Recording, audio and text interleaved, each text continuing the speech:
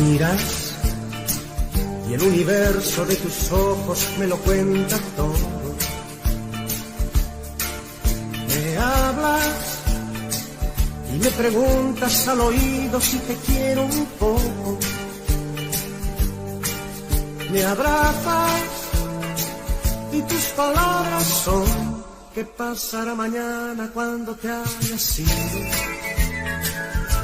A tiempo de contarle que te siento lejos. Mañana se dormirá el amor y guardará sus rosas para cuando brille el sol.